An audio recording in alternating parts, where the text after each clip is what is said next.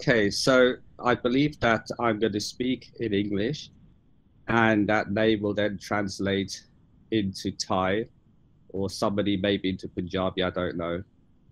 But I will do my best to keep the flow going um, in this circumstance. So welcome everybody to this meditation session. I hope you will find it informative. I do have a few words to say before we begin the session. And it concerns the fact that among the most common questions I get asked is, why should we meditate? What purpose does it serve? And what is the best form of meditation? Now, these are questions I regularly get asked.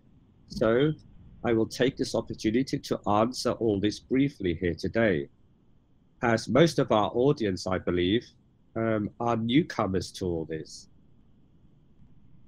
Most people today still do not know how to use their thoughts and emotions for their own well-being. Thus, they seek outside satisfaction, but still are not satisfied truly. This is because their inner needs are not being met. Now, the wise ones all tell us that unless we transform ourselves into our true high nobility, we will never find happiness here on earth, nor in a life hereafter.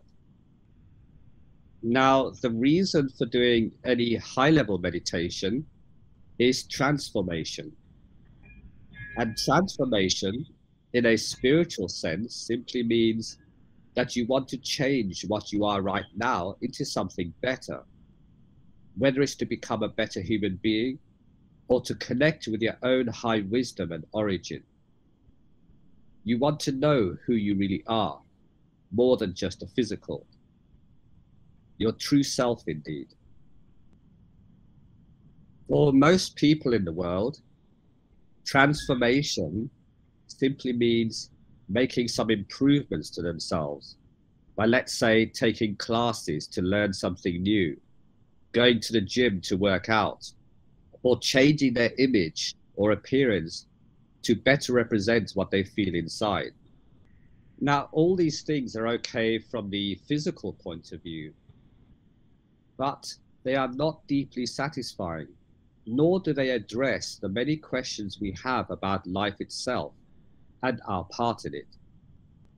These outside improvements may help you fly in society, but they will not serve you when you're alone. In front of other people, external improvements may mean something, but not when you're alone with yourself. They make no difference then. Indeed, we are always alone with ourselves when we're not busy in the world.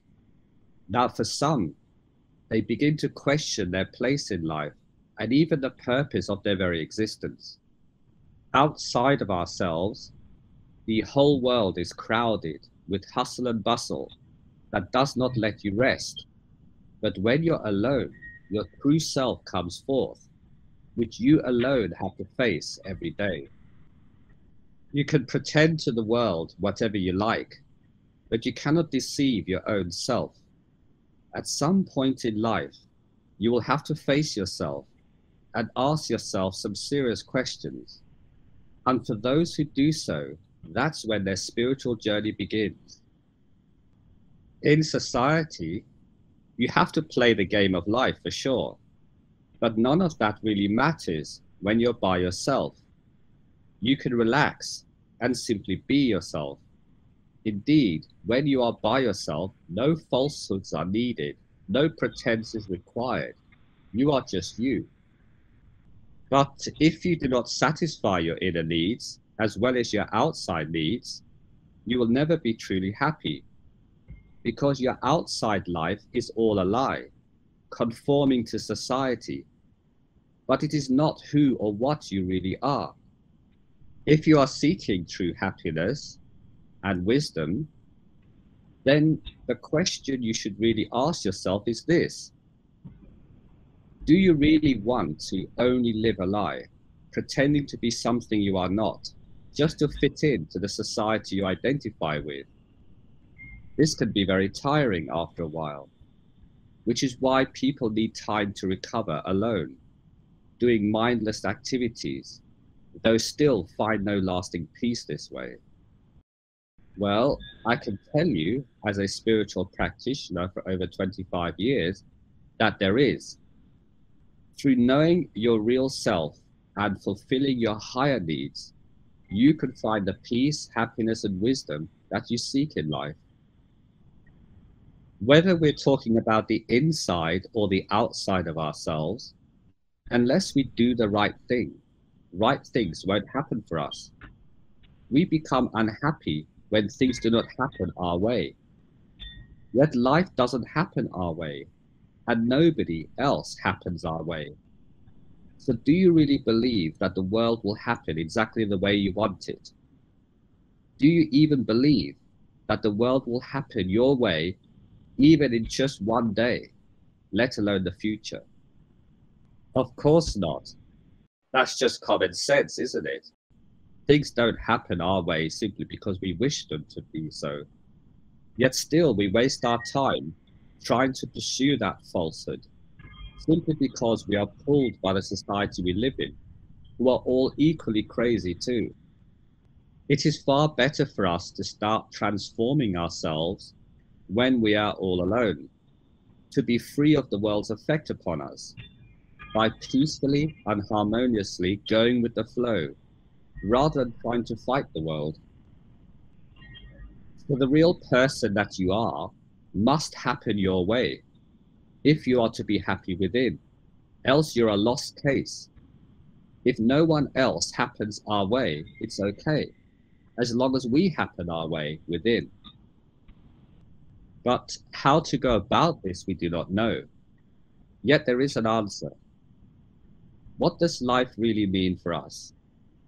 Our outside self cannot answer that, but our inner self knows this all. But how to communicate with our inner self is the real secret to wisdom, joy, and peace that many mystics, saints, and Buddhas have all shown us. The secret that they show us is that of higher meditation. This form of meditation allows you to become more wise and more content with life around you and more relaxed, so that you can really enjoy living life free of misery and negative thinking. Indeed, filled with more positivity and purpose than before. But how do we actually meditate to achieve all this? Well, if we're able to withdraw our attention to beyond our physical state by the practice of meditation performed by the physical self, then we are able to see exactly who we really are, how the creation we see every day is projected by us into the various levels of existence, and how it all works to create the illusion of a separate existence for us when we are a participant or individual self in the physical realm. You see, in a higher sense, what all true mystics, saints, and noble prophets, etc., have discovered is the truth that all parts are played by us, or universal us, in fact, which involves everyone else in creation. But for the purpose of having individual experiences, we divide our attention into individual levels of consciousnesses called jeeves, or projected individuals, such as the human beings, for example, we are playing today, just so we can play in creation and have fun, which was the original purpose of us being here. As individuals right now, apart from what we each see before us, no other reality exists at this time. Therefore, we take our individual experiences to be real. But in fact, it's a great deception. Yet, it's a great game too that we are playing here, till we have enough of it and want to find the truth. So, when we get really fed up with playing our part, and yearn for peace and rest, or to make sense of it all, because we have become restless in our mind, no longer satisfied with the game. Then we become a seeker of the truth. Then, to see that truth for ourselves, we simply need to withdraw our attention back to our own source, and thus see the whole play from a higher or bigger perspective. Then we will realize that it's only a play and that there's no reality to any of it. Upon this realization, we can then simply enjoy the play for what it is, entertainment for the soul. And those who achieve this live an enchanted or charmed life here on earth, filled with magic, wonder, and truth wherever they go. So, since this session is about meditation practice, let's now try to begin to practice this higher form of meditation that allows us to see everything for ourselves once we are fully tuned in. So we're going to practice now by first understanding what meditation is in this form of spiritual practice. We need to first understand that the highest form of meditation is done at the highest chakra of the body, the sixth chakra here at the eye center, otherwise known as the third eye or the wisdom eye. The actual location of the third eye is not on the forehead itself, but within the center of the head by the pineal gland, roughly between the ears, across that way, and between the forehead and the back of the head in the center. That is the location. And in order to reach that location, the best way is to close your eyes while sitting in a very comfortable position, usually wrapped with some sort of a cloth or something, just to isolate you from the outside world, so you feel more connected with yourself. And you must also be seated in a silent environment, in a place where you will not be disturbed during the process, because the idea is to withdraw your attention to within yourself and not be distracted by outside sounds or visions or other disturbances. So once we've achieved all this, then we're ready to actually begin the practice of meditation. And this involves closing the eyes first and focusing our attention to within the center of our head, which happens naturally in those who are familiar with general meditation, but may be a little difficult for beginners. So there is a system that's used to help us.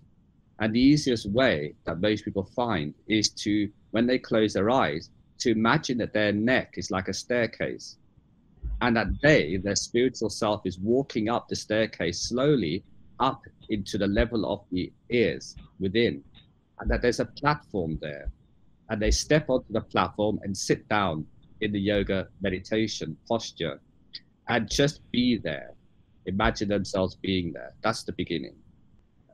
Once we're seated there in the darkness, then we need to start bringing our attention there rather than seeing us sitting there separately. Because at this point, your focus or your image is sitting separately from you. You're the one looking upon it.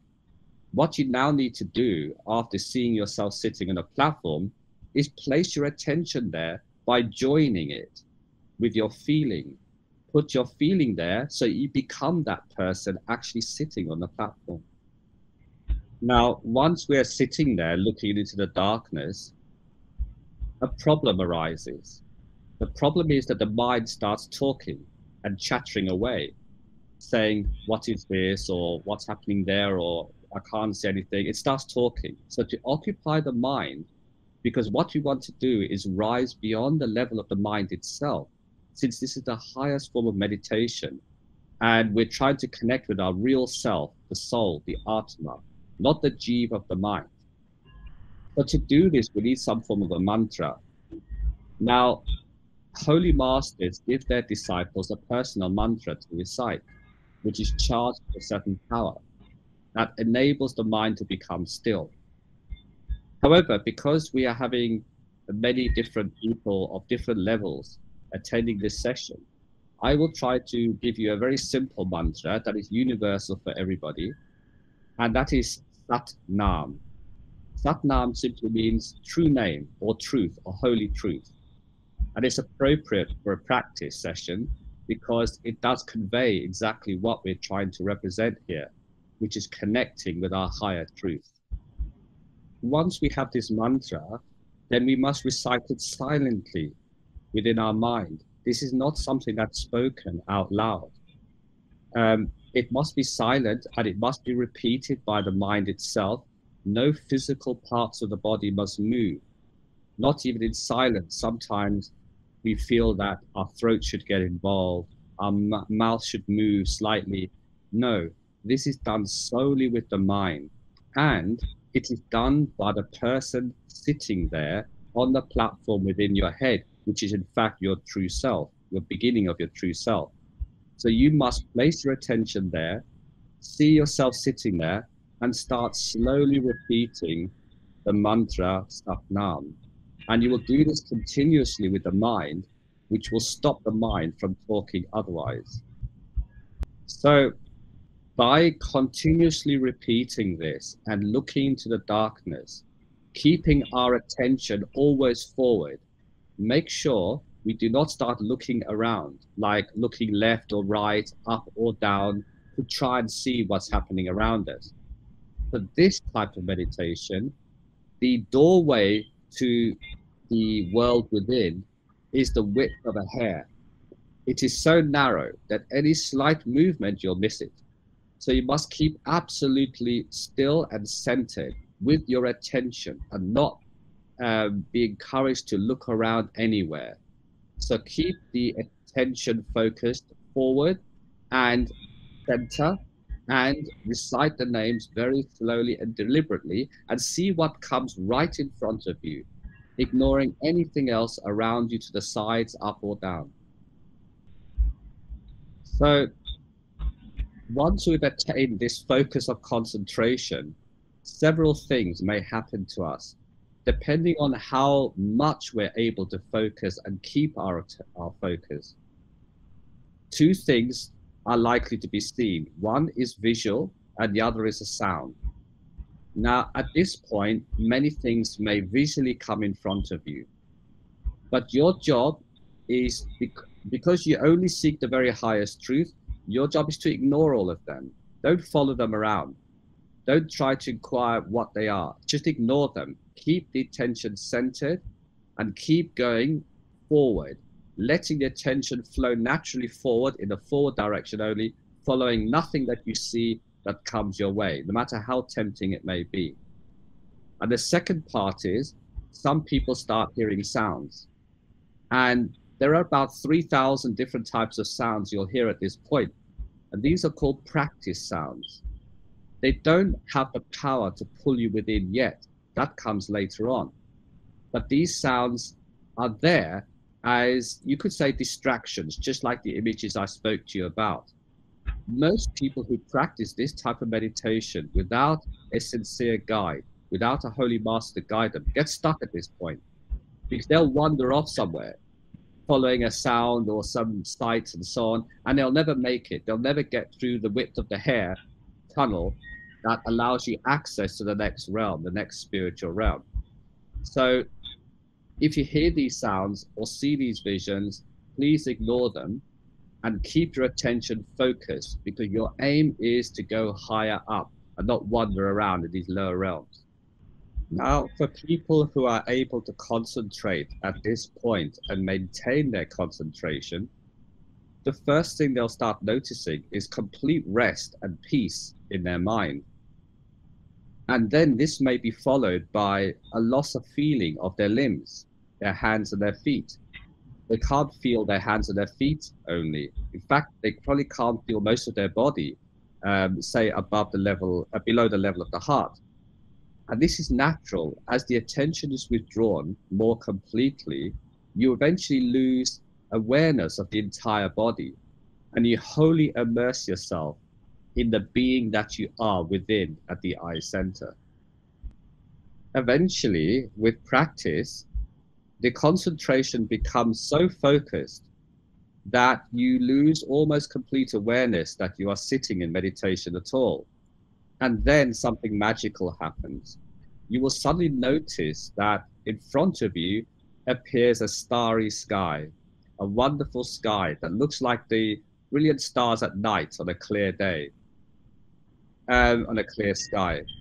And within that starry sky, you start noticing something that looks like a moon. And the moon starts appearing to come closer to you. And then the moon passes you by on the left-hand side. And then a sun-like object appears. It looks like you're looking at the sun, but this is in the middle of a starry sky. And the sun starts moving towards you. And as the sun moves towards you, it's heading straight for you. You must hold your nerve, use your Simran, and sit still and silently at that point and just enjoy the sight of the sun coming towards you. It brings great joy with it, but also great mystery, which I'll tell you about in just a moment. So we keep our attention on the sun, and as the sun becomes closer, we realize that this is not just a normal sun, that this is actually a gateway to another world. Because as the sun becomes closer, we stay very focused on our Simran, on the Satnam, and keeping our attention to the center. Suddenly, the sun will come right in front of us and break up like it explodes. And suddenly, a new world opens up to us. And that's when the spiritual journey really begins. Now, at this point, this is where, for most people who are not initiated by a perfect living master, but not spiritually awakened, for them, their journey takes a different view. But for those who are initiated by a perfect living master, once they have gone through the sun and have entered into this magical world called the astral realm, they will be greeted by their spiritual master in a radiant form. And their master will then give them further instruction. And it's from there that they realize who their spiritual master really is. Now, for others who are not initiated, not spiritually awakened or baptized, they will see many different things depending upon their nature, their sanskars, their characteristics that they brought with them. Sometimes they'll see magical beings, sometimes they'll see landscapes, wonderful landscapes. Others will just see lights floating around with musical tones associated with them, many, many things. Some may even see some unusual features and sometimes even scary things that they've been associated with in the past. So this is as far as this meditation goes, because most of the people listening here are beginners. However, after recovering from this experience, they will feel immense satisfaction and peace and a realization within them that they are actually more than the physical self and that there's more to creation than the physical realm. And this transforms them forever. They will never be the same again.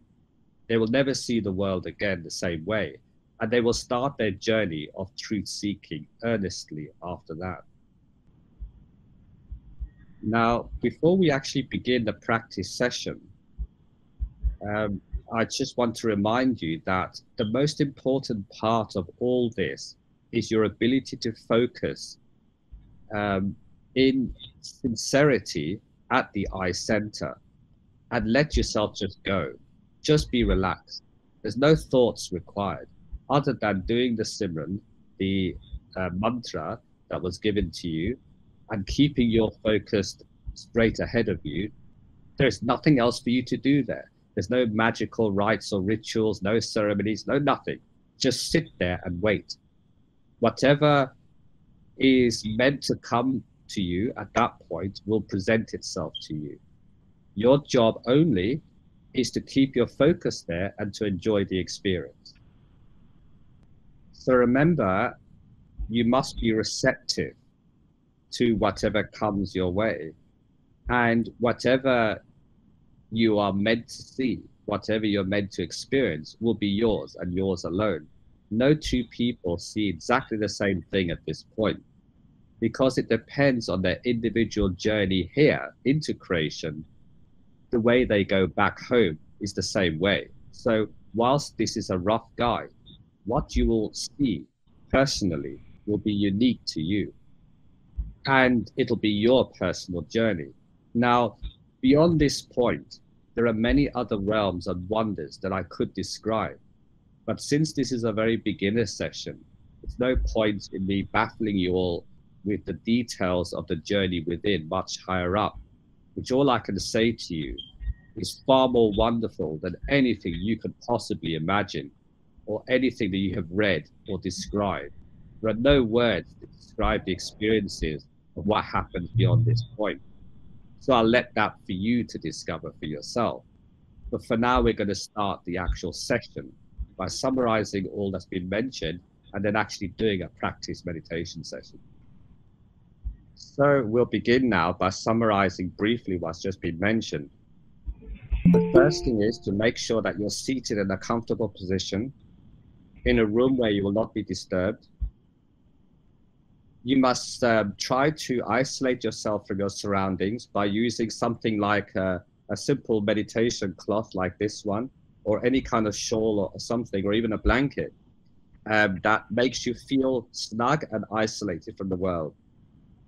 The next thing is that you must focus your attention within the eye center and reach the platform within by climbing the staircase of the neck and sitting on the platform. Then you must do the Simran or the mantra that was given to you just now, Satnam, reciting it with focused attention at the eye center point and just seeing what comes your way. So after today's explanation of this, we'll begin the session. So how many minutes we gonna do this meditation session? I think we'll stick to about 15 minutes to start with, and then people can practice after that themselves.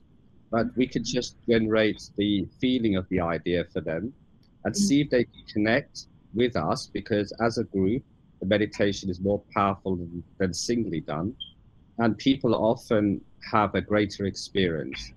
So don't be disappointed in whatever comes your way. It is your personal experience. Don't try to compare to what others may have told you in the past, that they saw this and they saw that.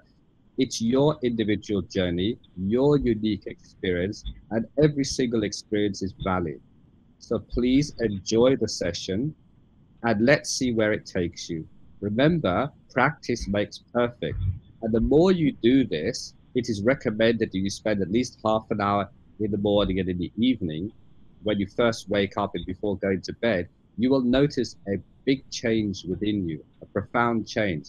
And even your life will start running more smoothly just by this. Imagine how much more you will achieve if you focus for the full 2.5 hours that's recommended by the saints. Let's start. Okay. So for 15 minutes, yes. right? Yes. So let's start. I will be sitting here with you, and you know, so hopefully you will feel something today with the two of us. But don't worry if you don't. It's just your focus. But please practice regularly, and you will definitely have some interesting experience. So I'm going to begin the session now, and Nay will let me know when the 15 minutes is up, because I don't have any timer with me, and sometimes I get so lost in the meditation that I actually forget where I am. So please forgive me for that. So let's begin the session. Okay, so I will start this session by recite Satnam for all of you for 5 times.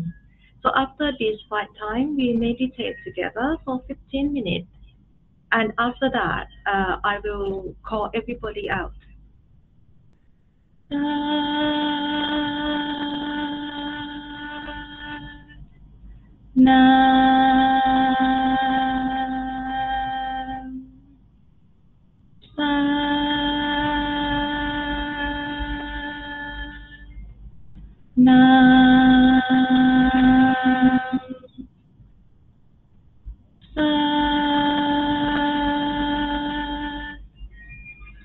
Nam.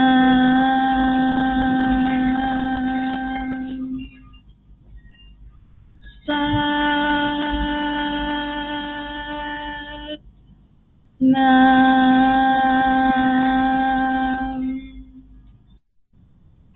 Sat.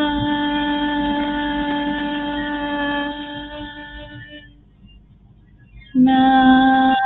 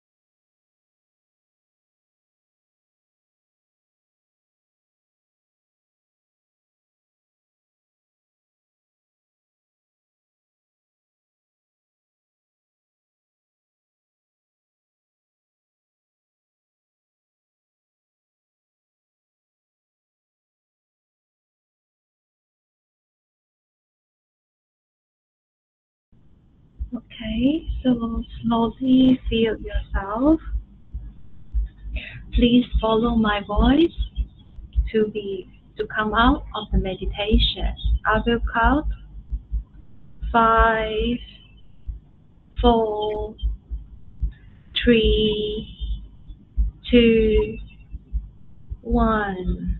So slowly open your eyes, rub your hands together like me. Yeah, and you can touch your face, your body. So you don't feel so shocked coming back from very deep meditation. James, do you have anything to say? Yes, I hope you all enjoyed that session. It is only a practice, so you know, you need to do this regularly in order to master it. And once you have mastered the art of focusing at the eye center, then many things become available to you. It really is a wonderful experience. And as I spoke about in the introduction, it transforms you into a better, more noble human being.